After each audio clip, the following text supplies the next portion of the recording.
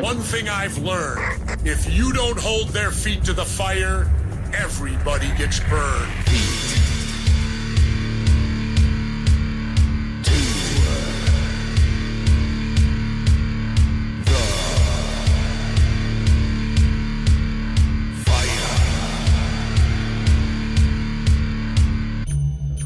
Hold on. Before you start waving around that freedom of speech thing, when you're in a crowded movie theater and you scream fire, you better be able to smell smoke. If you come on this radio show and you start saying incandescent things like that, you better have more behind you, pal, than just your thumb.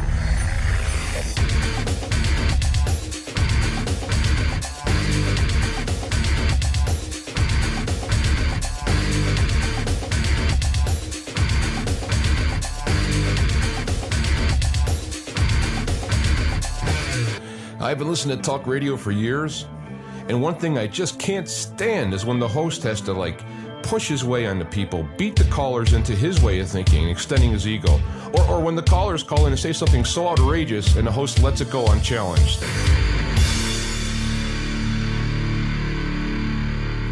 The sign you're on the road to truth is the lack of contradiction.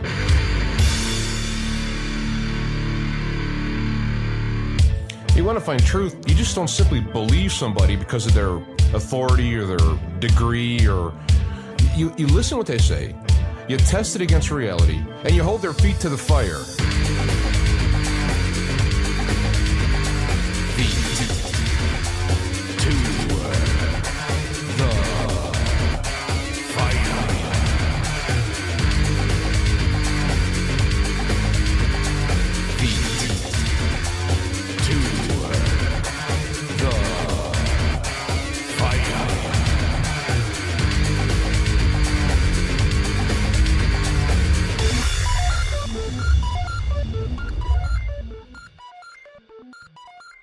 All right. Welcome to Feet to the Fire. I'm your host, James Othienchik, the Black Knight of Talk Radio, as we try to make sense of what is going on in the world. Yeah, I said in my opening, well, if you want to call it my little description, I said that fear really is the most significant channel to steal our conscious commodity named attention. It monopolizes the news cycle. It is the lifeblood of clickbait. Lies is the truth found in fear. Visual and audio stimuli are the currency of fear. I guess currency referring to the medium. Not to change, maybe I should change that medium of fear these days. Obsession is the engine driving the search, which finds fear. Faith, critical thinking, logic, and love dispels fear, and disconnection from the channel sucking your conscious attention is the simple answer. Simply turn it off, tune it out. Now, it doesn't mean bury your head in the sand, but it means to approach the things with a few principles. And this is what I do, so all I'm doing is telling you what I do, is that we're all going to die, 100%. Okay, so it's not about staying alive, it's how you live. And if you look at life as a, what was that called, when you, freeware. Using the software metaphor, you get freeware to try it out, and if you like it, you buy it. And what we're doing on the earth right now is trying out the spirituality for the next level. And if you want to go into fear, hate, all that stuff, you can root that, grow it, perfect it, and move on to it. Some people call that hell. I guess it depends on your perspective. And if you are looking for peace, love, and all that kind of stuff, you would then put that in your life and grow that so that you would continue on in a more open, non-restricted version of that. I mean, it's simple as that. I mean, you can read it in various religious doctrine. You can look at it in philosophy. You can check out various aspects of it. Simple as that. And right now, as you can see out there, I don't think it takes much effort. Fear is everywhere. Everything is fear. If we don't do this, that, I mean, it even works. Like if you don't vote for Trump, the United States is going to turn communist. If you vote for Trump, if you don't vote for a Bernie or whoever, then you're going to see the United States will be turn into a fascist, whatever. All the things are if that, if then. We do have to make choices. In America, our election is coming up. We'll have to make choices, and there are consequences for that. But I'm talking about the way it's positioned. Instead of sitting down and having a critically thought, logical discussion on the various candidates and their records and their proposals in light of the constitutional law and Christian principles, or at least, positive moral principles, not to get that's what we should be doing. Instead, it's holy Moses. We have fear everywhere. Everything is falling apart. Everything is used. Now, I would say that the left is using this more to try to get what they're doing because they don't have the options to try and sell you on it. They have to scare you into it. But there's fear on the other sides, too. What I've noticed in the myriad of posts, you also have what I call the opposite of fear, which is delusional complacence. One of my favorite phrases of saying that, not to beat a horse, is have faith in the plan. Don't worry about it. Sit back and enjoy the show. There's the way things are going to happen in this world are by our actions, or how we act, I should say. And not choosing not to act is an action nonetheless. It's a choice. Trying to solve things in the flesh, to use the biblical phrase, meaning that we're going to take up our bows and arrows and shoot our way through, isn't necessarily an option. In fact, I look at most aggressive items as being a bad choice. You wait till the thief tries to break into your house before you deal with it. You don't go trying to go find the thief and disable him before it happens. Red flag laws, I guess, is in there somewhere. But it's fear. I mean, I'm looking through everything, every social media aspect, mainstream media and alternative media, all of them. All of it is fear-based. All of it. Clickbait, fear-based. There's no more clicking to see this nice little thing or hear this information. Hey, you want to learn how to bake? You want to? It's not. And if you do go to somewhere, there's always somebody browbeating everybody into their particular way of doing it. And the fear is that the burners, if you will, are being turned up on the crucible to really test people's faith in God and in the mechanism created by Him and how it works. We all tend to want it to be our way. And we could justify our way. This is a good way. It helps people and this and that. So it's not that necessarily it's simply a pounding child pounding, and crying, I want my way. There might be a good reason for that way. But what has got me through this world, this life, in the myriad of mistakes I have made and those who have made to me, accidentally or otherwise, is that all things work for good for those who love God and those who are called according to His circumstances, according to His program. And the way I if I could transliterate it, is I would say all things work for good, those who love God, and those who walk along in His guidance through it. All things don't work for good if you walk in there willy-nilly, guns a-blazing. But if you do have a plan, if there is a plan that is in your life that comes to you and God guides you through it, and there are people who have been walked to the wall and shot and tortured and all this stuff, which is horrible, horrendous. And we say, why does God let these things happen? And there's a lot of pat answers out there, and I don't know if this is one of them, but the way I look at it is all things work for good for those who love God. Those are called according to his purposes. It's going to work out good. That person who is tortured, it'll work out for him in the end. Now, it doesn't mean we allow it. So we say, don't worry about it. He'll get a star. He'll come with, you get a purple star in heaven. That's all right. Don't worry about it. We shouldn't do anything about it. No, that's not right either, because we have to do what is right for all these things. And so there's just no room for fear.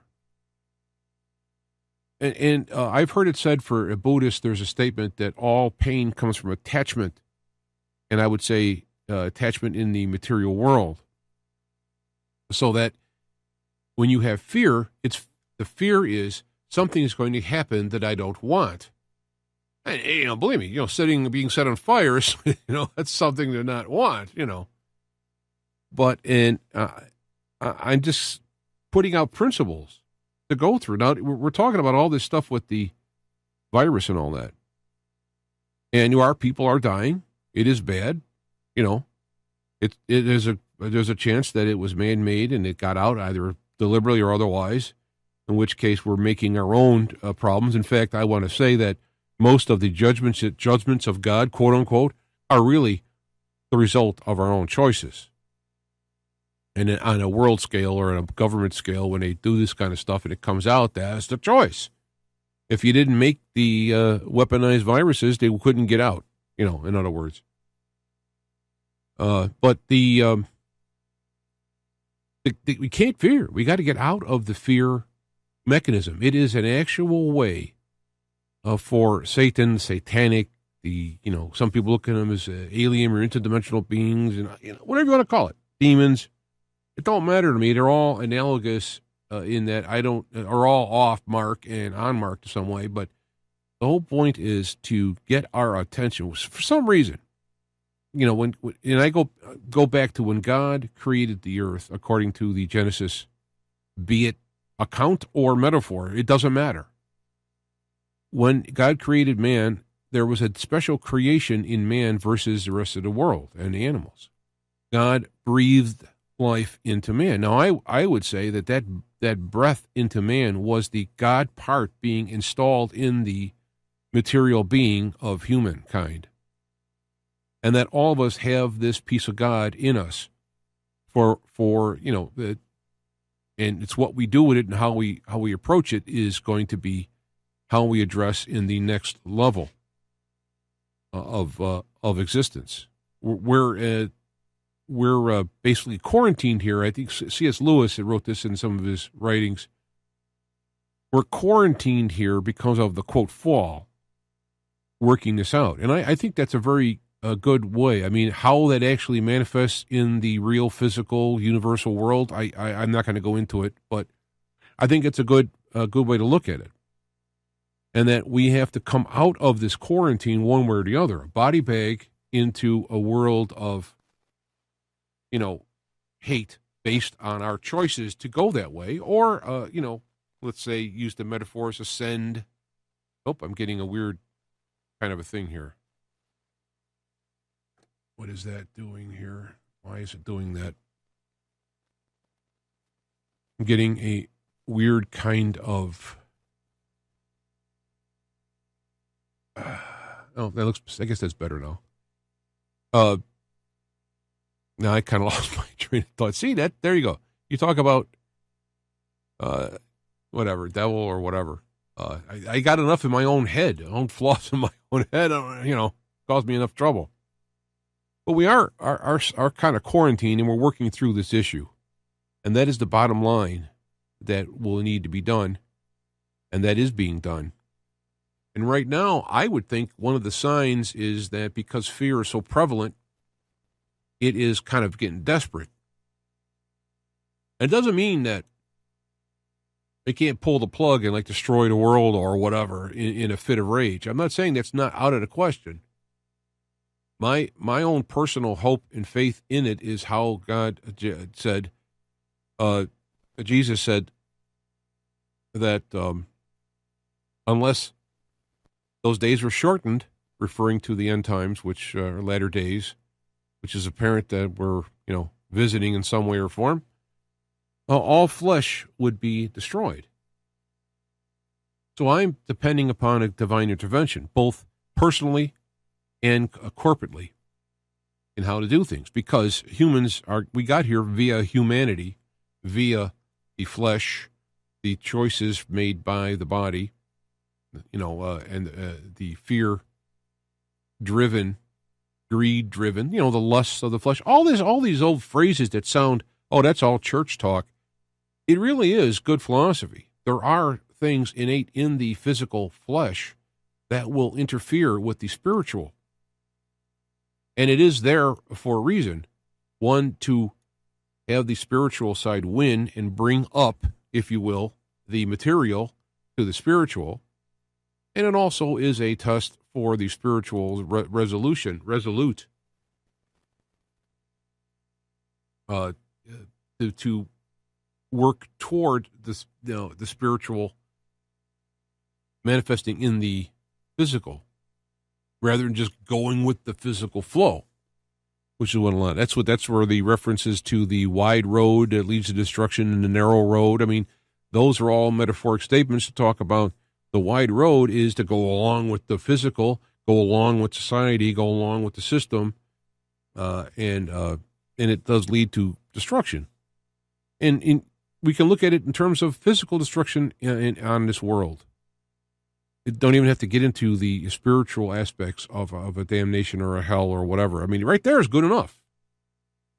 And since this is a mirror of what's there, as above, so below, as below is above, only it's in a area where you look through, we see through a dark glass dimly, or, looking glass dimly or whatever. This is what we're dealing with here. But there's enough information here that give us the right choices. So I've developed a set of, I don't want to say knee-jerk, that sounds too, but my default approach when something comes in. If something comes in fear, I take a step back and look at the thing behind the fear, the what's driving it, what's the point, I used a metaphor a couple weeks ago, or maybe it was last week, about when a deer crosses the road. I don't look at the deer when I'm driving my truck. I go look to wherever it comes. Say if it comes from the right, I'll look to the right for the other deer, because that deer already has missed me. I'm looking for behind. So when a fear comes in, I look for what's behind it. I look what the point is.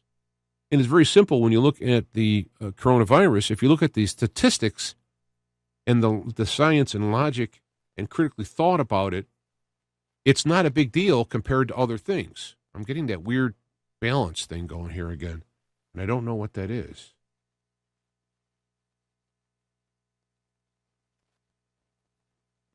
So hopefully that's coming through. I can't actually hear what's going out. So maybe I'll turn this monitor up if I see it goofy again and see what that is. So I use kind of a default approach. If I have to make a decision right now, the answer is no. If I have to, if the fear is driving me to do something, I will take time to look behind it. This is why if we have a system set up where we can react to it, this is why when you get like doctors, emergency people and all that, and they're in, triage in the field and war and all that, there's a system that they know inside that they go to do it. They don't sit around and think about it and have a meeting and talk. And, there's a system that they go through that has been proven over a large enough sample to be beneficial. So they go into that type of a thing. We need to do that in a spiritual and in an intellectual way, a philosophical way. We need to see a problem coming in and look behind it, especially if it's coming from like politics, banking, business. There's like something behind it. I mean, business should be meeting the needs of the people, and therefore, with their highest best interest involved, there's a reward for that in the business world. Now it seems to be to harvest the people for the business, create the environment in order to have people come buy your item or your service. It's like the threatening. You may have your house burned down, so you better get house insurance. Wink, wink, as the guy sits there with a torch. So this is the approach. Now I'm looking at. Let me just go over here to. I'm screwing up here. Scarred. I posted some things that I wanted to go through.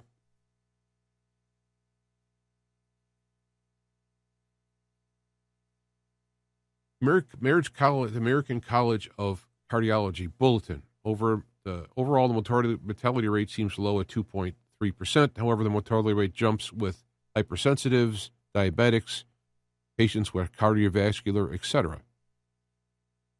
So I've had comments saying that the actual numbers are more toward 1% if you account all cases in all age groups, so that it's higher in the higher groups and all that. But that's not a big deal. I mean, it's not that if 1% of the planet died, that would be a lot of people. Okay, that's not, but 1% of the planet's not going to die. 2.3% of the planet's not going to die because the reasons for the death rate are easily explained by how it's been handled. But the mainstream media didn't really pay that much attention to this in the beginning. And then all of a sudden, when Trump come out and said, well, it's not that big a deal, we got a handle on it. Oh, now it's a way to get at Trump. And so now they're blowing it up. You have the people who are presupposed to look at catastrophes and look for the special bowling ball that'll knock down the pins of the world, and they're going to be disposed to it. The problem I have is when it comes and goes, I want those people to be accountable who said these things, because the data is not there for that type of reaction. And this is just one of the many things that is going on around the world. I mean, for example, now the stocks have been falling, right? And Trump's bane is that stocks falling, and it's because of the reaction to the coronavirus, etc. COVID-19, I guess, is the official word. So that's the reaction to it. So it's like, it's going to be his bane. He's going to fall. See, it's not even about people getting the disease and their problems. It's about how they can do it or not. And when it doesn't happen, they just go on to the next thing, and they go on to the next thing. I posted a verse. I was doing some reading earlier, and I'm going to read this for those who. I have got response that a number of people don't bother with Facebook and all that. Don't blame me. I mean, my days are numbered. I can't even post a link to my feedtotofireradio.com website. It won't even let me do it. So, but there is. I was thinking about this when things fall apart and you get up and try again, and you keep, it's right, and you keep on going for it, and all this. I was thinking there's a Bible verse that came to mind, and I have to go look for it because I don't have a photographic memory like that, or even a good memory when it comes to memorization. But I remember the principle, so I found it. For a righteous man falls 7 times and rises again. That is one of the traits of being a righteous individual, is that when you fall, you keep getting up. And this is, of course, not talking about someone who's got, akathisia, brain damage. I mean, I'm talking about just in general. We can find people, but I'm talking about this type of thing. Also in that chapter, it's a very good chapter. I'll put the link down in here when I post this, final postage or whatever. A lot of good stuff in there. Even it talks about today. Do not rejoice when your enemy falls. Do not let your heart be glad when he stumbles. And we have people who are salivating for FBI leaders and others to be arrested and so forth. And they should, and I wish it too. But don't rejoice and don't let your heart be glad when he stumbles, or the Lord will see it and be displeased, and his anger will turn away from him. Now, to put that into non-religious aspects, the judgment of God, and this could be in the clockwork of the universe, even, as opposed to, God actually standing there making a judgment. If you take out your revenge on a person, or you enjoy their downfall, that's grounds for lessening the downfall or lessening the problem. I put it down, try to pull the rug out of the feet of revenge. I would rather let God worry about it than I obsessing and risk my own condemnation in carrying out what I may feel is justice. Now, it doesn't mean we don't do anything corporately. We have constitutional law, we have the courts, and yeah, people should be removed from society. We talk about the death penalty or not. The bottom line is they should be removed from society because they're harming it. So if they sit in a cage for the rest of their life, or they're executed or whatever, that's another discussion, but get him out of society. And a lot of these people who are doing all these bad things in the government should be taken out of society. Give you an example. When I heard Epstein was dead, this is actually what happened to me. I was listening. Oh no, I think I looked at email, or I looked at a news feed or whatever. Epstein died, was dead in his scale, killed himself or whatever. Immediately, I shivered to think about him waking up on the other side. I had a vision of a large, and I actually kind of saw this in my mind, which gave me, shivers. A large, enraged yet smiling demon face right close up to his, saying peekaboo when his, quote, eyes opened over there. And then I heard him screaming a scream beyond mortal comprehension. It was very disturbing. I didn't have pity for him. I definitely didn't take joy in what was happening because it was very disturbing. No one gets away with anything. No one will get away with anything. You don't have to worry about it. We don't have to make sure that these people pay in this life, per se. And in the way that I look at the world's happening now, that we're in the latter days, so the pay is due, if you will. It's due. It's coming. Do not fret because of evildoers, or be envious of the wicked, for there will be no future for the evil man, and the lamp of the wicked will be put out. I just read this stuff, and it's spooky. So now, an atheist may turn around and listen and go well, you all die and nothing happens. I go, well, if that's the case, we all die and nothing happens anyway, good or evil. I've always wondered why, if it really is no God, why does anybody do anything other than just, be Vikings and just take whatever you want and die in battle? Who cares? We're all going to die and go into complete nothingness anyway. It's always been a joke of mine. People say you'll wake up and find out that there's nothing afterwards. Well, you won't. You won't even wake up to find that out. If you go to sleep, you're done. So I've always admired people who are atheists, who are moral, principled people helping one another. Yeah, it's pretty good. Doesn't have there's no axe to grind in the afterlife. They're doing it here, and I think that's very good. I'm very impressed with that. Anyway, so that Proverbs 24 is the verse. I don't think I read it. I said that. That's the verse to read. It's pretty good. I don't dive into the Old Testament a lot, but there's a lot of stuff in Psalms and Proverbs it's pretty good stuff. Now, another thing, if you're those of you who've been listening to the show for many years, and there are a few of you out there still here, I had Matt, and I can't think of his last name, on about peak oil many years ago. And while it appears peak oil, some people call it a scam, others say they were wrong, which, but peak oil seems to have gone away because of the reopening of the wells which are closed, and that there seems to be more oil than thought. Anyway, what peak oil did, though, it actually got me to think about things in terms of oil, meaning that it takes X amount of barrels of oil to do this. And this is what they were talking about peak oil. We're going to get to a point where we need more oil that's available. And he laid out things that cost in oil, even though you look at them as non-oil events. And if you just for example, if you take a look at, and I don't mean not only just oil, but I'm also talking about rare earth minerals and strip mining, ruining the environment, and then people working in dangerous conditions to do all of that.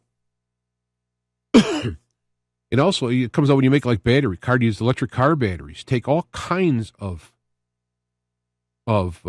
minerals that are mined in third world countries. You have people who are walking around with loincloths working in, lithium mines. I mean, you have all these scenarios that are going on to make this electric car, to quote, save the environment. You're ruining the environment one way to save it another way. And you're not even necessarily, by making these cars extremely clean, while it does put out pollution, it puts out a fraction of what it used to in the old days of just burning out stuff. And at the same time, you have container ships with huge, giant diesel engines pumping out all these things, going out left and right, that are causing all kinds of trouble, that make cars look like nothing. You got to look at it in terms of how much oil is used to make a solar panel. How much rare minerals are used to make a solar panel? How long does it last? What happens when the solar panel is no good anymore? Where does it go? Into a landfill? You can't recycle these things because they're used up. I mean, all these things aren't being thought of in the world of our Earth is going to be destroyed in 10 years, or what is it, down to 5-7 years? If we don't destroy the American economy, which has the cleanest air out of any of these manufacturing countries, in China, India, so we got to destroy the American economy because the world's going to go to an end. But these people can keep going, and even though they're way more polluted, see, this kind of stuff, this is the problem. But in talking with Matt Savinar, I think his name, it just came to me, in talking with him and looking at that model, looking forward into the so-called green energy, it's not that green. I posted a story about when these windmills break and die, they can't recycle these massive blades, so they stick them in landfills. Fiberglass, that'll last forever. Well, a long time anyway. So it's like the green energy is not that green. And I'm not saying this because I'm bought by the oil lobby or anything like that. It's just, this is what critical thinking, not being attached to the outcome, doing it with love and for the highest best good. And you analyze things, you come up with real solutions. Well, real solutions don't necessarily make a lot of money. And so they're not thought about.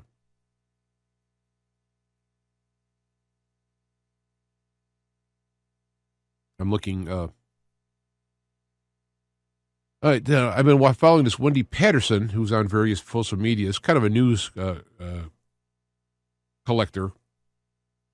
And she wrote, Never Trumpers and insane liberals who believe the Democrats' scare tactics on the coronavirus bailed out the stock market, opening an opportunity for conservatives who know how to purchase low and sell high.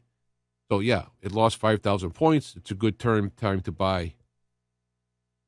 They call it discount or whatever, buying, because the price went down and it'll go back up again. And what she's saying is not untrue.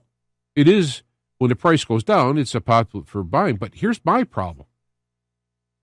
And I wrote, while that may be relatively true, the overarching problem is the stock market is like 70 to 100 times overpriced. I mean, it's more and less depending upon individual stocks, but it's huge amount. It's huge amount. Overpriced by traditional seasoned measuring methods. A correctional crash is inevitable, or if it was allowed to drift down, would be a lot less unhealthy. But in the goal to try and push it up higher and higher, I mean, look at it in terms of taking a 1 pound metal bearing, and you're raising it up in the air. As you raise it up, the potential energy of that bearing rises higher and higher. So if you take the bearing and you lift it up, 4 inches from the ground and drop it, the energy that is expelled on the acceleration by gravity when it hits the ground is a certain amount. When you put it up 20 feet in the air and drop it, by the time it hits the ground, the acceleration due to gravity and the mass of the item is greatly increased. The exchange of energy when it stops, and therefore the damage to the matter underneath it. Now you put it up, 10 miles in the air, and this thing can go through cement buildings when it hits the ground. This is the way I look at the stock market, is the higher it goes up and the more normal that high becomes, the greater the crash when the real normal levels are come to and the damage is done by it. So while I do agree that a lot of the hype from the left on this disease is to get Trump, and they kind of clap their hands about the crash of the stock market, which is something Trump wore proudly as a badge, the fact that it rose. There was a video of, I'm seeing his face now, so I can't remember him. Talk show host, comedy, very, very left guy, wants to have a crash to get rid of Trump. And then somebody said, well, you don't really want to have a recession. It'll cause a lot of people to be out of work and they'll lose houses and all that. He goes, yeah, but it'll be worth it. Right? This is the logic of the elitist on this. Excuse me with the coughing here. Trump may have an obtuse part in the blame of the stock market skyrocketing after his election on the belief that, he will make America great again. This is what people thought, and somehow grow profits in this overinflated stock market to make the stock market prices real again. So it's like stocks go up because Trump will do something, and the stocks will then also, their value will go up so that the price is not so overpriced. And President Trump has taken credit in the rise of the stock market somewhat. But the huge rise in prices seems to have made that hope, that is the hope of making the stock prices real again, impossible. It's too far out of the way. And we are living in a post-truth world in which delusion is the air that's breathed in a post-truth world. Either it would be fear, which would be what we were talking about earlier. Fear is powerful. Or in the belief, a delusional belief in something that without the mechanism to bring it to fruition, you believe in it. Now, people could say, well, believing in God fits that. There's no mechanism to bring that into fruition. I think there is. It's more personal, and it is. You have people who have written about it throughout the ages. But if you want to feel it that way, it's fine with me. I don't care. I'm not going to be hurt if you say, well, I don't think there is a God, and I think that you're delusional. Okay, fine. This is what's going on in this country now to try and make it delusional so that you can turn it away from the law. But the Constitution was built, and which is the framework by which the whole United States, supposed to work anyway, has allowed that to be a principled part of the United States. The laws and principles are based on these morals, which are based on these issues, which are allowed through the freedom of religion. Now, if you use the freedom of religion and say, well, it's freedom of religion for me to beat up the infidels, or I don't know, whatever. And it's like, no, because that breaks the laws based on, you can have your freedom of religion as long as it doesn't bother someone else. Well, they say, well, what about the gays? What about the trans? You Christians are trying to stop all of that. Well, I don't care if somebody wants to do a trans thing in their own self. I don't care. If you go out into the world and start to recruit or try to share and gain support for that belief, then you can get pushed back by someone else who does that. It's still based on the individuals. And now when you start to dip into minors, now you've broken it, because the laws state that minors are responsible for these kind of things until they get older. But now they're having the now legendary drag queen story hour. One of the things I posted on the page that I operate called I'm seeing there he goes, Extremist Left Watch. If you look at that, one of the things I've posted on there is a video someone filmed of a drag queen dancing in front. All right, well, I'm back here. I restarted it. It works. I'm going to have to see what the heck that was all about, and I'll try to edit these things together to make one show out of it.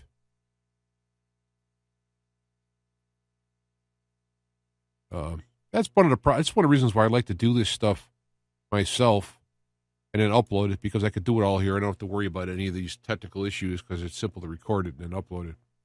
Doing it live, though, there's more issues on that. So you can see a couple other stories here that I got. I think yeah, and I mentioned here not to dwell on politics here, but there's a lot of stuff happening that has to do with this.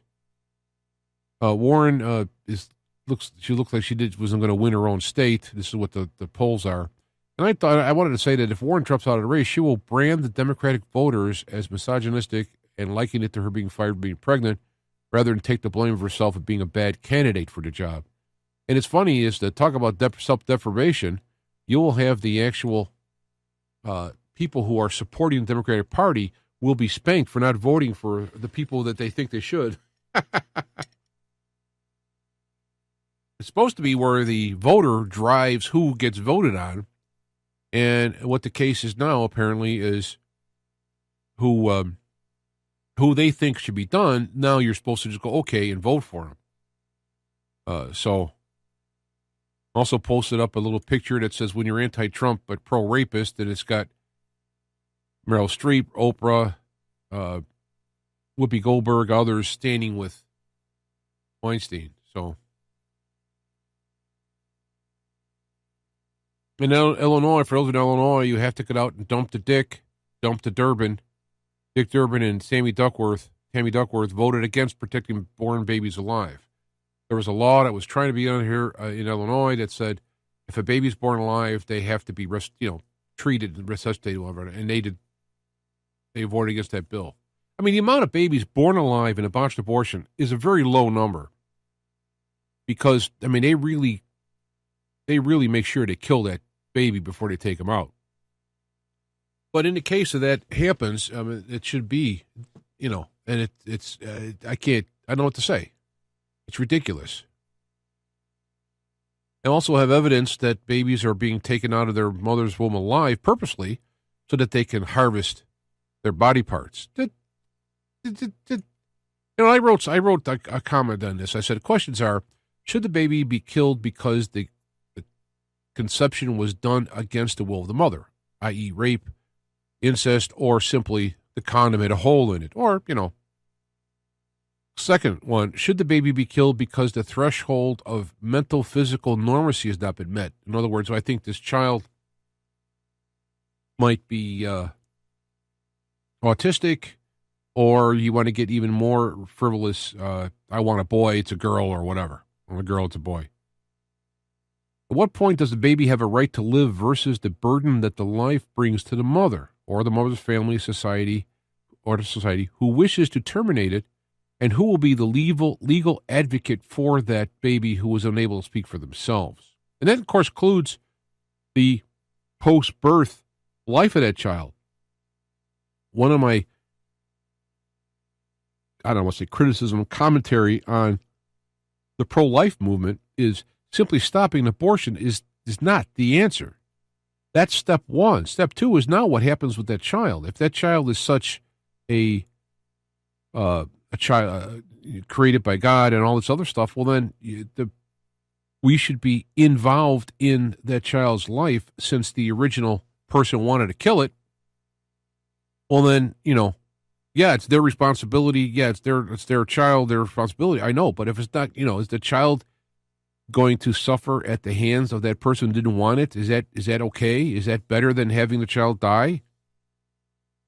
And the last part is, who is the legal advocate for that baby when business uses socially excused to harvest babies or terminate pregnancies for profit?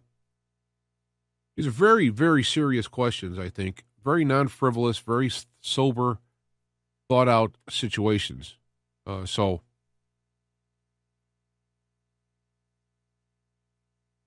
I think we're still doing it here. Okay, I'm going to do a few more things, and then I'm going to go, and I'll have to get on editing it to see if it works.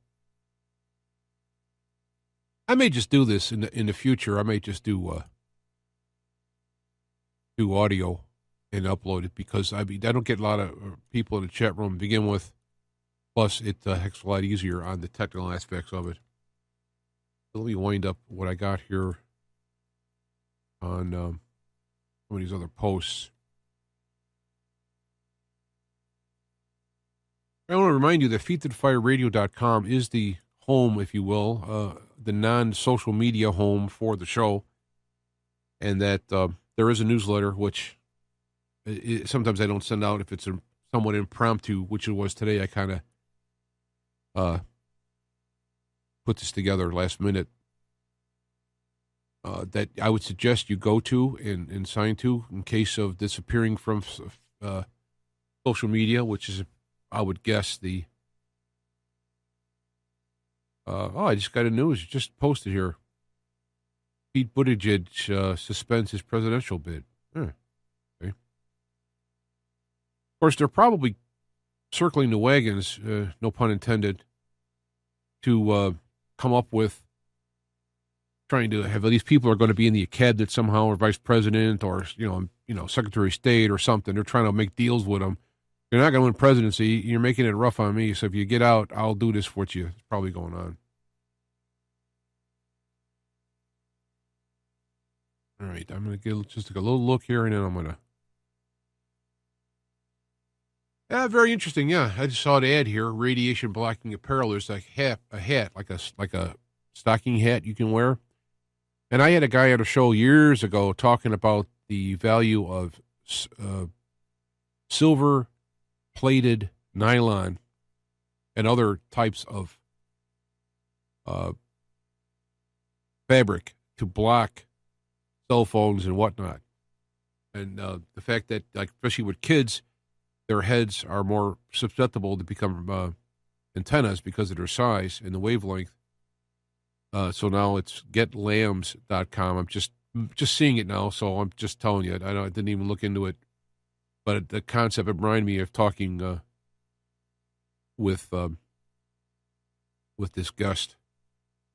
All right, I think that's it. I think I'm going to, I got this thing in my mind now about this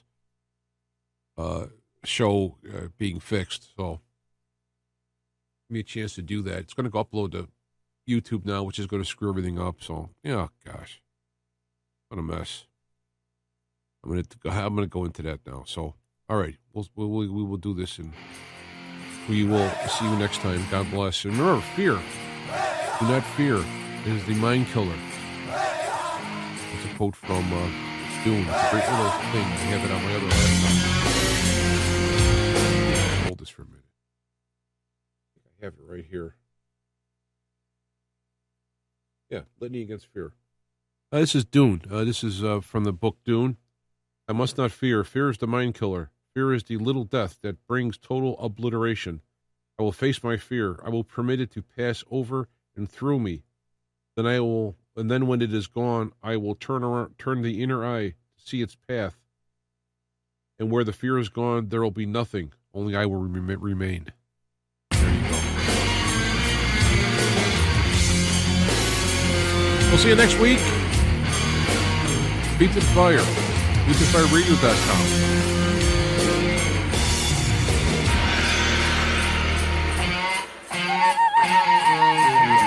The ancient one, oh my old friend, the one who walked before, the one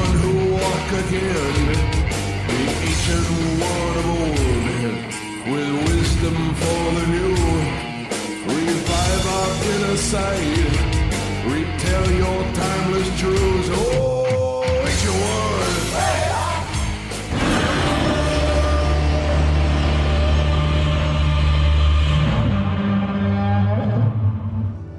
Feet to Fire is a production of IPS Media Works on the OnSync radio network of stations.